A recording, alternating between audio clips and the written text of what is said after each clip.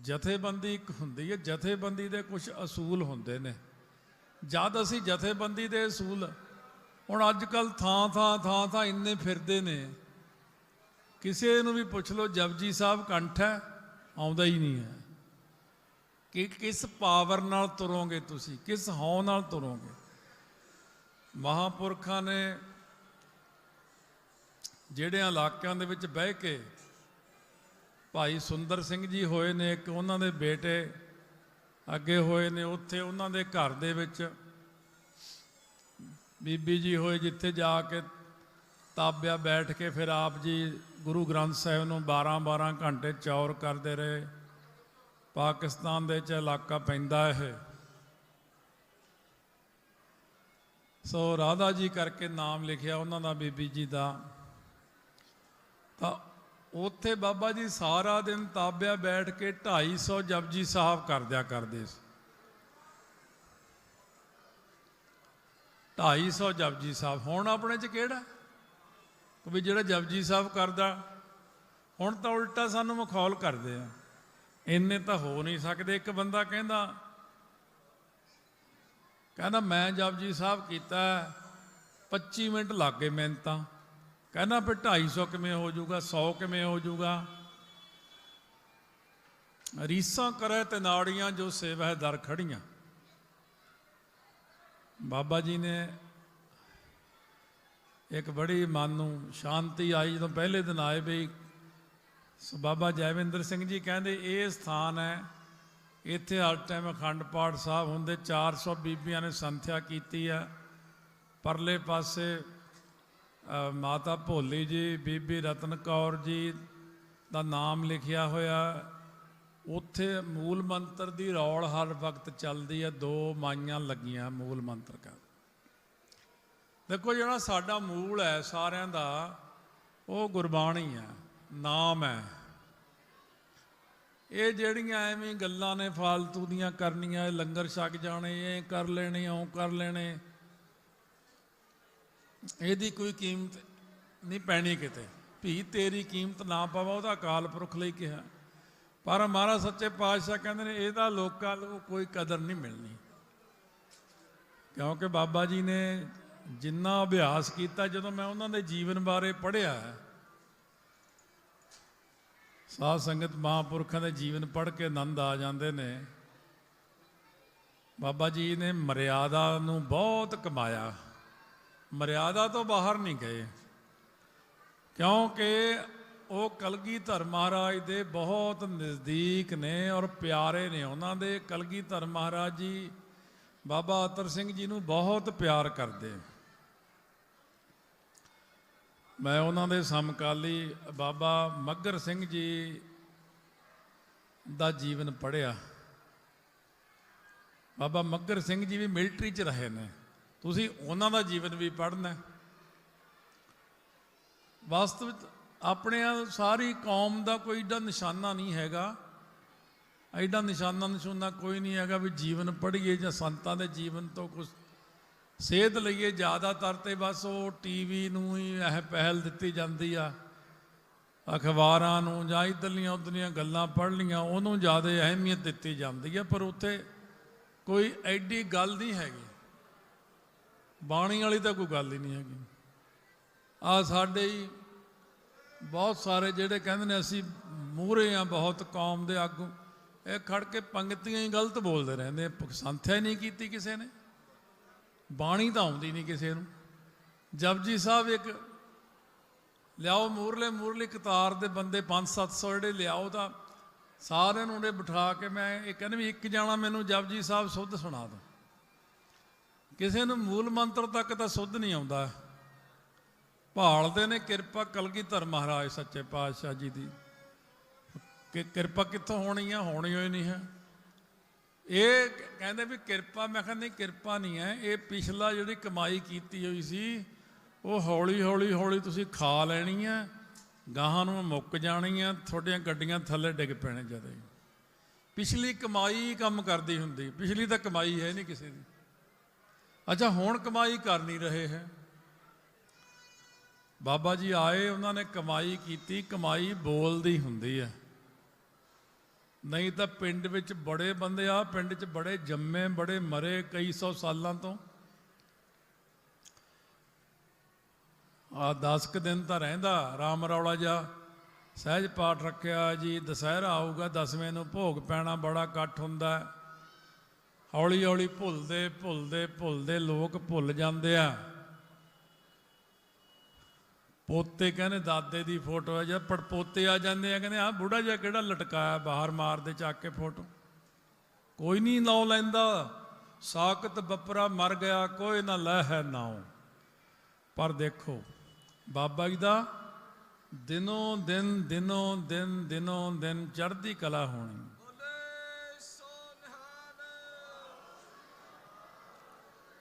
किसी भी महापुरख के स्थान ते देख कलेरा ही देख लो जाके वो आप जद हुंदे सी थल्ले टोआ पट के बिच बह के बंदगी करते हुंदे सी अज उत्थे किन्ना वड्डा स्थान अज उत्थे भोरा साहब आ उही टोआ राड़े वाले संत जिथे टोए च बह के बंदगी करते सी अज किन्ना स्थान वड्डा फिर वो शाखा थां वर्ल्ड दे विच फैल गई कलेरा वाले महापुरखों की फैल गई मैं जो बाबा जी जीवन पढ़िया मैं हैरान सी बाबा तेजा सिंह जी ने बाबा जी ने कहा बाहरले देशों में जाओ जिथे जाओ गुरुद्वारा जरूर बनाना बाबा जी ने बाहरले देशों में गुरुद्वारे बहुत बनाए और अमृत छकाए बंदगी कराई हाले भी समझो सियाणे बन जो जेडे बाहले सियाणे बनते तुसी कौम नूं अज तक सारिਆਂ ने बेड़ा डोबिया ही आ कोई बेड़ा बूड़ा नहीं तरिया है एवें कहण दी गल्लां ने बेड़ा डुबदा जा रहा वो मेरे सामने सारा खत्म हुंदा तुरया जा रहा सब कुछ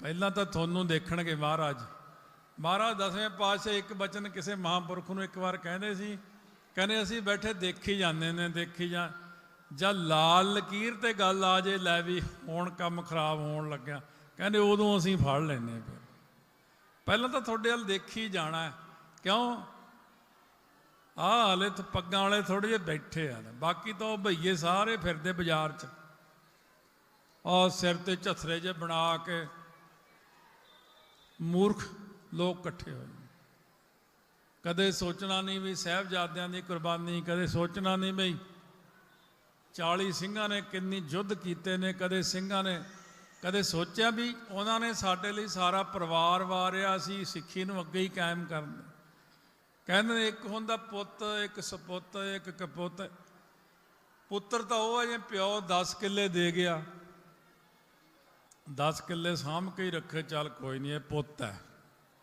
सपुत जिहड़ा 10 दे 50 बना दे 100 बना दे कपुत वो जिहड़ा 10 किले बेच फीम ही खा गया नाले तो घर दे भुखे मारे नाल आप भुखा मरिया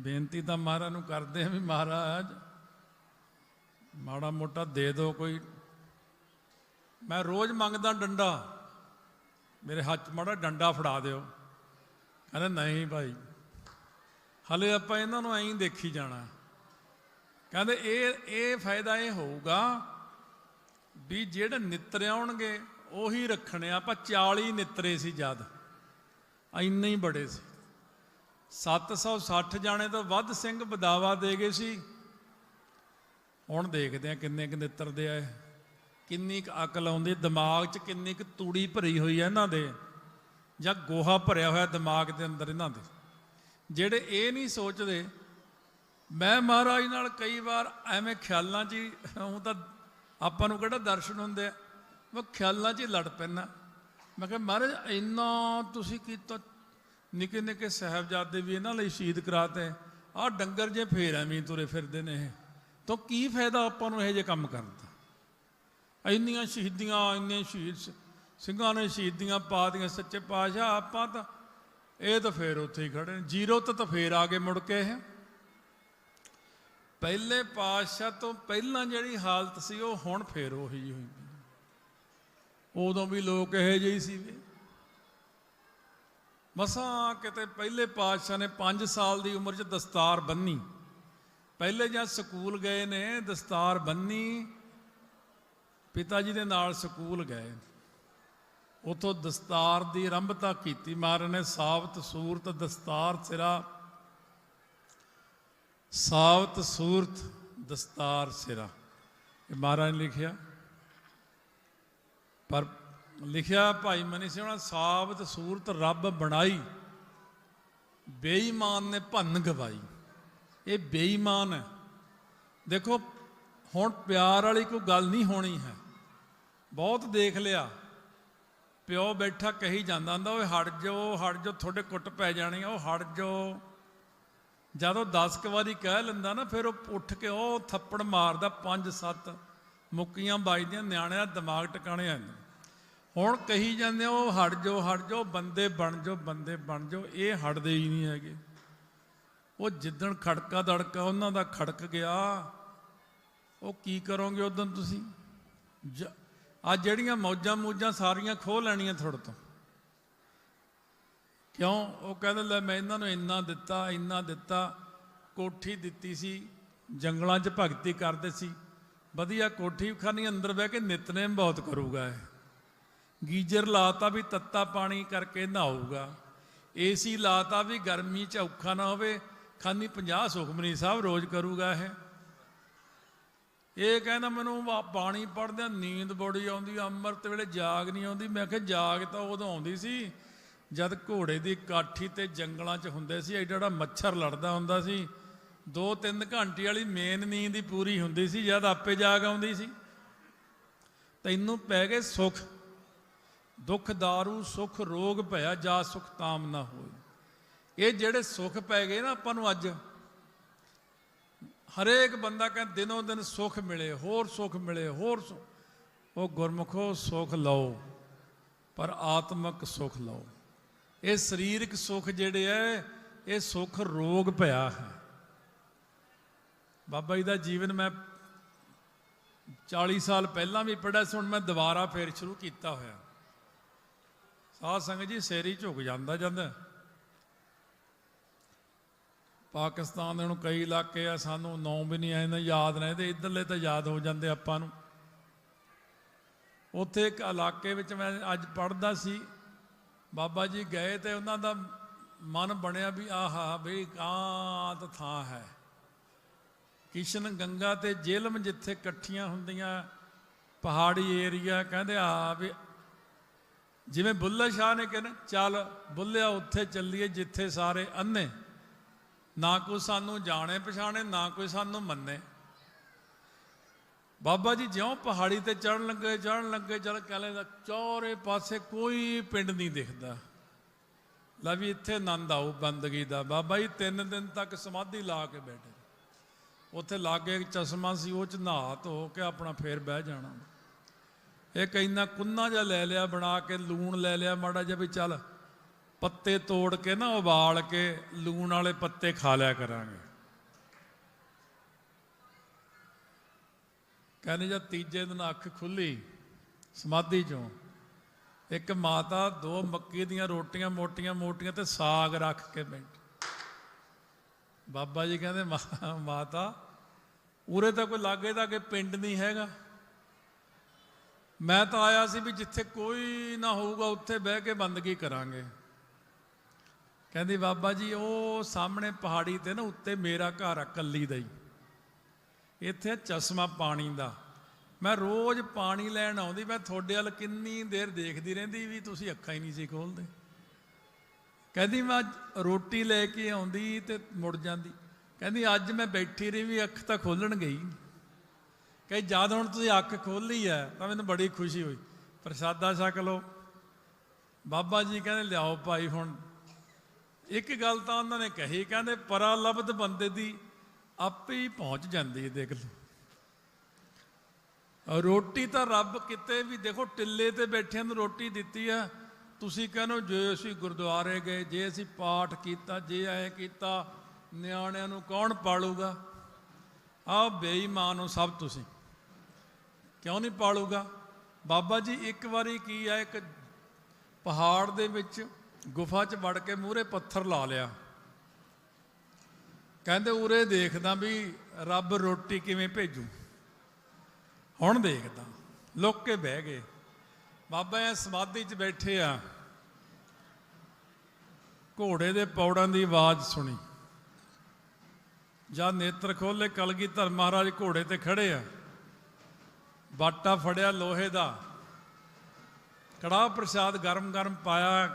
ਕਹਿੰਦੇ ਆਤਰ ਸਿਆਂ ਸਾਡੀਆਂ ਪਰਖਾਂ ਲੈਣਾ, ਆ ਫੜ।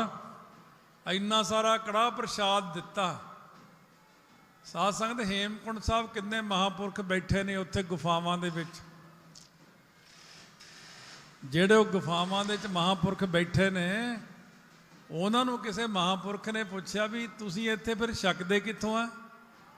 ਉਹ ਕਹਿੰਦੇ 10ਵੇਂ ਪਾਤਸ਼ਾਹ ਹਰ ਰੋਜ਼ ਆਉਂਦੇ ਨੇ, ਸਾਨੂੰ ਇੰਨਾ ਇੰਨਾ ਕੜਾਹ ਪ੍ਰਸ਼ਾਦ ਦੇ ਕੇ ਜਾਂਦੇ ਨੇ।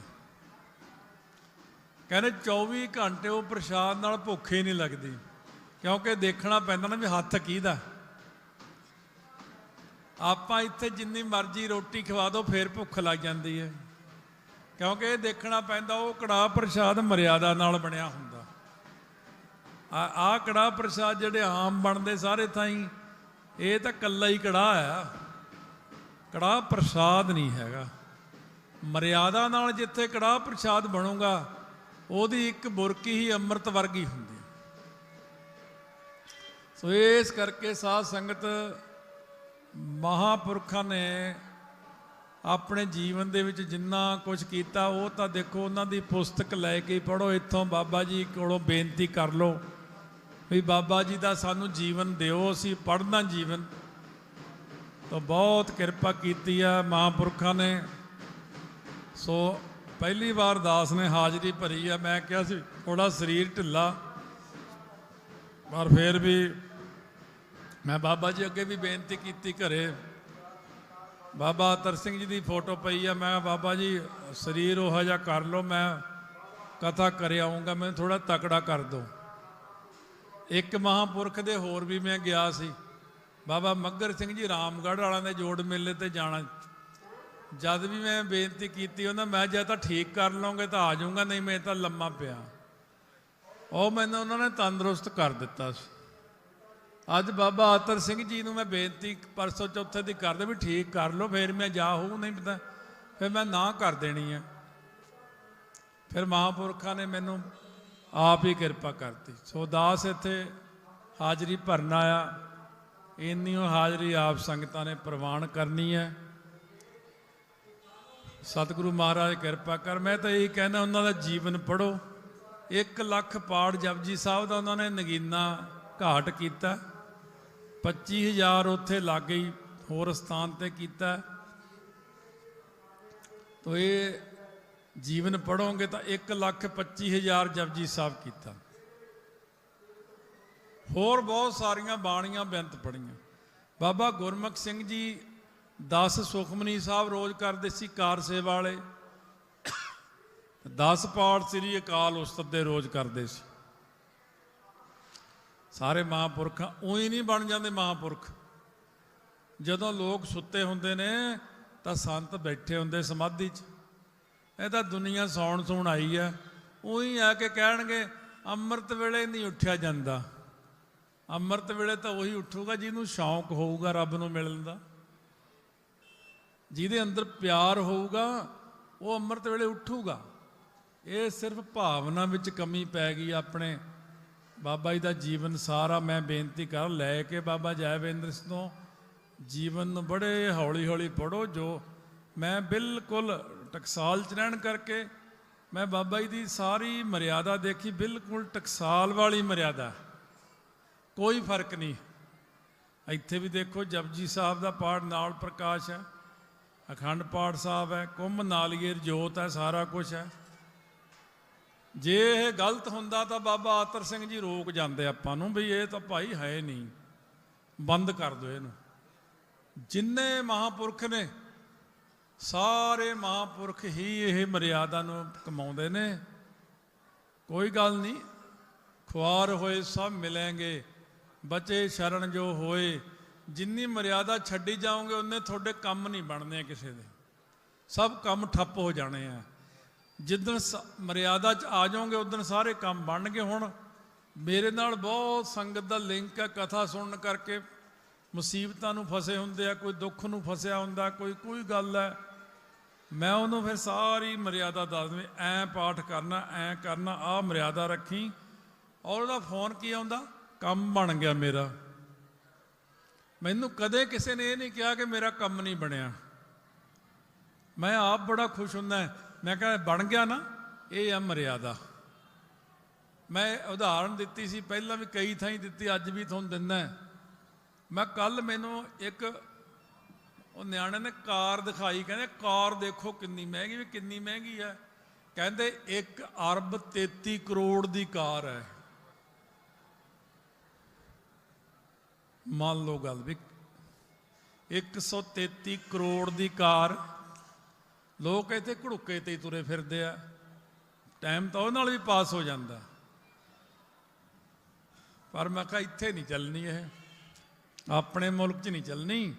ਕਿ ਆਪਣੇ ਸੜਕਾਂ ਹੀ ਬਹੁਤ ਟੁੱਟੀਆਂ ਹੋਈਆਂ, ਖੱਡੇ ਹੀ ਇੰਨੇ ਦਾ 5-7 ਵਾਰ ਥੱਲੇ ਵੱਜੀ ਖੜ ਜੂਗੇ ਇੱਥੇ। ਕਾਰ ਜਿੰਨੀ ਮਰਜ਼ੀ ਮਹਿੰਗੀ ਹੈ, ਜੇ ਸੜਕ ਦੇ ਉੱਤੇ ਖੱਡੇ ਡੂੰਘੇ ਆ, ਤੁਹਾਡੀ ਕਾਰ ਨਹੀਂ ਚੱਲਣੀ। ਮਰਿਆਦਾ ਰੂਪੀ ਸੜਕ ਹੈ, ਜ਼ਿੰਦਗੀ ਦੀ ਗੱਡੀ ਨੇ ਚੱਲਣਾ। ਜੇ ਸੜਕ ਵਿੱਚ ਖੱਡੇ ਨੇ, ਤੁਹਾਡੀ ਗੱਡੀ ਨਹੀਂ ਚੱਲਣੀ। ਸਭ ਤੋਂ ਪਹਿਲਾਂ ਮਰਿਆਦਾ ਠੀਕ ਕਰੋ, ਜਿੱਦ ਨਾ ਕਰੋ, ਧੱਕਾ ਨਾ ਕਰੋ, ਹੈਂਕੜਾਂ ਨਾ ਦਿਖਾਓ ਆਪਣੀਆਂ। ਕਿਸੇ ਬੰਦੇ ਨੂੰ, ਮੈਂ ਗੱਡੀ 'ਚ ਬੈਠਾ ਸੀ, ਕੋਈ ਬੰਦਾ ਗਲਤ ਗੱਡੀ ਚਲਾ ਰਿਹਾ ਸੀ ਮੂਹਰੇ। ਮੈਂ ਕਿਹਾ ਬੜਾ ਅਣਖੀ ਜੱਟ ਹੈ। ਮੈਂ ਕਿਹਾ ਜੇ ਮੈਂ ਕੁਛ ਕਿਹਾ, ਇਹਨੇ ਮੈਨੂੰ ਕਹਿਣਾ ਵੀ ਤੂੰ ਐਂ ਕਹਿਣਾ। ਮੈਂ ਕਿਹਾ ਬੜਾ ਅਣਖੀ ਬੰਦਾ। ਕਹਿੰਦਾ ਕਾਹਨੂੰ ਅਣਖੀ ਹੈ ਜੀ, ਮੂਰਖ ਆਦਮੀ ਆ। ਮੈਂ ਕਿਹਾ ਆਹ ਗੱਲ ਮੈਂ ਤੇਤੋਂ ਕਹਾਉਣੀ ਸੀ। ਇਹ ਜਿਹੜੀ ਅਣਖਾਂ ਤੁਸੀਂ ਲਈ ਫਿਰਦੇ ਹੋ, ਅਣਖ ਦਿਖਾਓ। ਹਾਂ, ਜੇ ਅਣਖ ਹੈਗੀ ਆ। ਸੰਤਾਂ ਨੂੰ ਇੱਕ ਬੰਦਾ ਕਹਿੰਦਾ ਜੇ ਮੈਂ ਐ ਨਾ ਕੀਤਾ, ਮੈਂ ਮੁੱਛਾਂ ਕਟਾ ਦੂੰ, ਮੈਂ ਐਂ ਕਰ ਦੂੰ। ਸੰਤ ਕਹਿੰਦੇ ਜਦ ਤੇਰੇ ਮੁੱਛਾਂ ਹੀ ਹੈ ਨਹੀਂ, ਤੂੰ ਕਟਾਏਂਗਾ ਕੀ? ਐਵੇਂ ਹੀ ਕਟਾ ਦੇਗਾ ਮੁੱਛਾਂ? ਮੁੱਛ ਤਾਂ ਹੈ ਹੀ ਨਹੀਂ ਤੇਰੀ।